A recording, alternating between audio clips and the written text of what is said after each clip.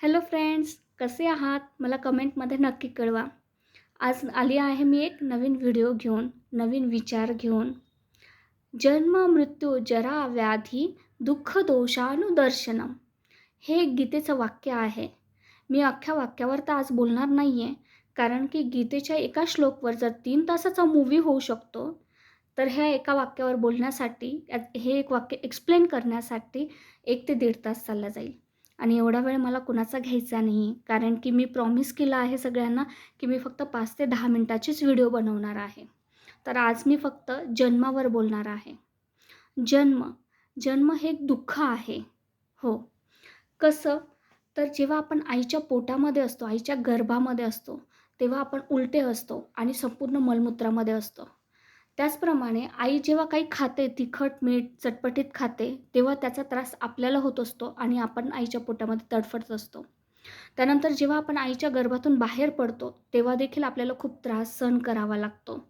तर हे एक दुःखच झालं आणि सगळ्यात मोठं दुःख तर असं आहे, की त्याच्यानंतर आपल्याला जे आयुष्य लढावं लागतं, जे फाईट करावी लागते, जे स्ट्रगल करावं लागतं, ते तर सगळ्यात मोठं दुःख आहे. पण कोणाकडे कितीही पैसा असला, तर ते स्ट्रगल कोणी नाही टाळू शकत. कारण गीता सांगते आणि हे गीतेचं एक्सप्लेनेशन मी डॉक्टर अशोक तोडमल यांच्याकडनं ऐकलं आहे. हे खूप मोठे मराठी स्पीचर आहे आणि ते सांगतात, की हे जे आपल्याला जन्म मिळतो, ज्या आईच्या गर्भामध्ये, तो आपल्याला आपल्या जी आत्मा आहे, त्या आत्म्याच्या कर्मानुसार आणि प्रारब्धानुसार मिळत असते. म्हणजे आपल्याला जे आई-वडील मिळतात, भाऊ-बहीण, नातेवाईक, मित्रमंडळी, हे सगळं आपल्याला मागच्या जन्माच्या कर्मानुसार आणि प्रारब्धानुसार मिळत असतं. मग उगाच आपण कुणाला दोष देण्यात काहीच अर्थ नसतो, की मला असे नातेवाईक मिळाले किंवा असे आई-वडील मिळाले किंवा असे भाऊ-बहीण मिळाले. हे दोष देण्यात काहीही अर्थ नसतो. मग आपल्या हातात काय असतं? आपल्या हातात असतं ते कर्म. आजचं कर्म, आजचं प्रारब्ध, जे आपण काय करू शकतो आणि त्याचा फायदा आपल्याला पुढच्या जन्मात होऊ शकतो. मी बरीच लोकं अशी बघितली आहे, की ती आपल्या आई-वडिलांना दोष देतात किंवा आपल्या जन्माला दोष देतात, की मी अशा आई-वडिलांच्या पोटी जन्माला आलो, की जो माणूस खूप दारुडा आहे, खूप दारू पितो आणि असे वडील मला मिळाल्यामुळे आज माझं आयुष्य असं आहे. जर मला चांगले आई-वडील मिळाले असते, तर त्यांनी मला चांगलं शिकवलं असतं, मी चांगली नोकरी लागली असते किंवा मी मोठा बिझनेसमॅन झालो असतो आणि आज माझ्याकडे चांगला पैसा राहिला असता किंवा जर पैशावाले आई-वडील राहिले असते, तर आज माझ्यावर जी इकॉनॉमिकल प्रॉब्लेम्स आलेले आहेत, त्यासाठी त्यांनी मला सपोर्ट केला असता. पण ते नाही आहे. उगाच त्यांना दोष देण्यात काहीही अर्थ नाही आहे. कारण की हे आपल्याच जन्माचं आपलं प्रारब्ध आहे, आपलं कर्म आहे. त्याच्यामुळे त्यांना दोष देऊ नका. जर असा दोष डॉक्टर अब्दुल कलाम त्यांच्या आई देत बसले असते का? तर हो. बघा त्यांचा जन्म किती गरीब घराण्यात झाला होता. पण तरी पण ते लढले ना. हं. ते एवढे मोठे राष्ट्रपती झाले, एवढे मोठे ते सायंटिस्ट झाले. ते कशामुळे? जर ते पण असं म्हणत बसले असते, की माझा जन्म गरीब घराण्यात झाला आहे, माझ्या आई-वडिलांना कसलंच नॉलेज नाही आहे, मी आता काहीच करू शकत नाही. जे आहे ते परिस्थितीला फक्त न लढता फक्त जे आहे ते फक्त सामोरं जात बसले असते. जे फक्त आहे ते ॲक्सेप्ट करत गेले असते, तर ते आज एवढे मोठे सायंटिस्ट झाले असते का? तेवढे मोठे आपल्या भारताचे राष्ट्रपती झाले असते का? नाही. बघा आपले मोदीजी आहेत, ते चायवाले होते. हे सगळ्यांनाच माहिती आहे ना, चहा विकायचे. मग ते पण त्यांच्या परिस्थितीला तसेच ॲक्सेप्ट करत राहिले असते, तर ते आज एवढे मोठे झाले असते का हो? नाही. म्हणतात असं, की श्रीमंत श्रीमंत बनत जातो आणि गरीब गरीब बनत जातो. का माहिती आहे? कारण की श्रीमंतावर जेव्हा लढायची वेळ येते ना, जेव्हा एखाद्या प्रॉब्लेम्सला ॲक्सेप्ट करण्याची वेळ येते ना, तेव्हा त्या प्रॉब्लेमचं सोल्युशन काढून त्याला फाईट करून आणि पुढे जातात. म्हणून श्रीमंत श्रीमंत बनत जातात आणि गरीब लोकं काय करतात, की जेव्हा त्यांच्या लाईफमध्ये चॅलेंजेस येतात, जेव्हा त्यांच्या लाईफमध्ये एखादी गोष्ट लढायची वेळ येते, तेव्हा ते त्या प्रॉब्लेम्सला ॲक्सेप्ट करून तिथेच थांबून राहतात. ते त्यांना फाईट करत नाही आणि म्हणून ते गरीब गरीबच राहत जातात. अ, हे बघा प्रत्येक प्रॉब्लेमला सोल्युशन असतं. कोणताही प्रॉब्लेम असो, कितीही मोठा प्रॉब्लेम असो, त्याला एक सोल्युशन असतं.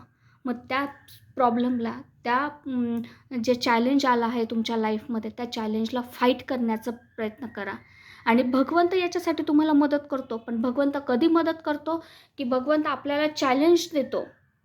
हे तुझ्यासमोर तुझं चॅलेंज उभं आहे आणि ह्या चॅलेंजला तू कसा सामोरं जातो आहे, त्याच्याशी कसा फाईट करतो आहे, त्याच्यातून कसा मार्ग काढतो आहे, यासाठी तू काय प्रयत्न करतो आहे आणि कसा फाईट करतो आहे, त्या फाईटच्या वेळी भगवंत तुम्हाला मदत करतो. पण जर तुम्ही त्याला फक्त ॲक्सेप्ट करून तिथेच शांत बसले, तर देवही तुम्हाला मदत करत नाही. आपण म्हणतो, "ए रे हरीण दे रे खाटल्यावरी." नाही, देव म्हणतो, "तू उठ, उभा राहा, कर्म कर. You can do. तू करू शकतोस आणि मग मी तुला मदत करेल. पण तू जर उभाच राहिला नाही, तू जर त्याला फाईटच केली नाही, तर मी तुझ्यासाठी काहीच करू शकत नाही."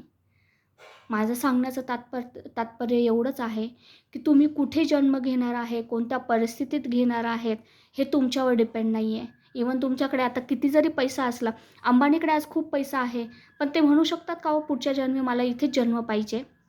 देवाला सांगू शकतात? नाही ना. ती गोष्ट तुमच्या हातात नाही. तुमच्या हातात काय आहे? तुमच्या हातात तुमचं कर्म, प्रारब्ध ह्या 2 गोष्टी आहेत आणि ते तुम्ही जास्तीत जास्त चांगलं करण्याचा प्रयत्न करा. जर तुमची कर्म चांगली असेल, तर तुमचं प्रारब्धही चांगलं बनेल आणि तुम्हाला पुढचा जन्मही चांगलाच मिळेल आणि ते कर्म चांगलं करण्यासाठी तुमचे विचार चांगले ठेवणं खूप गरजेचं आहे आणि ते चांगले विचार ठेवण्यासाठी चांगल्या गोष्टी ऐकणं किंवा चांगले ज्ञान ऐकणं गरजेचं आहे आणि तेच ज्ञान ऐकण्यासाठी माझ्या व्हिडिओ रोज बघत राहा, म्हणजे जेणेकरून तुम्हाला चांगलं नॉलेज मिळत जाईल. आणि हे मी माझं नॉलेज नाही सांगत, हे मी मोठमोठ्या फिलॉसॉफरचं, म्हणजे जसं का आज मी गीतेतलं नॉलेज घेतलं आहे. श्रीमद भगवद्गीता कोणाला नाही माहिती? आज प्रत्येक जगातल्या प्रत्येक व्यक्तीला श्रीमद भगवद्गीता माहिती आहे. अक्षरशः अमेरिकेचे सायंटिस्टसुद्धा श्रीमद भगवद्गीतेवर अभ्यास करत आहेत आणि आपल्या भारतामध्ये तर असे कितीतरी मोठमोठे फिलॉसॉफर आहेत, की जे श्रीमद भगवद्गीतेचा अभ्यास करून ते मोठमोठे स्पीचर झाले आहेत किंवा आपल्याला मोठमोठं ज्ञान पाजतं आहे.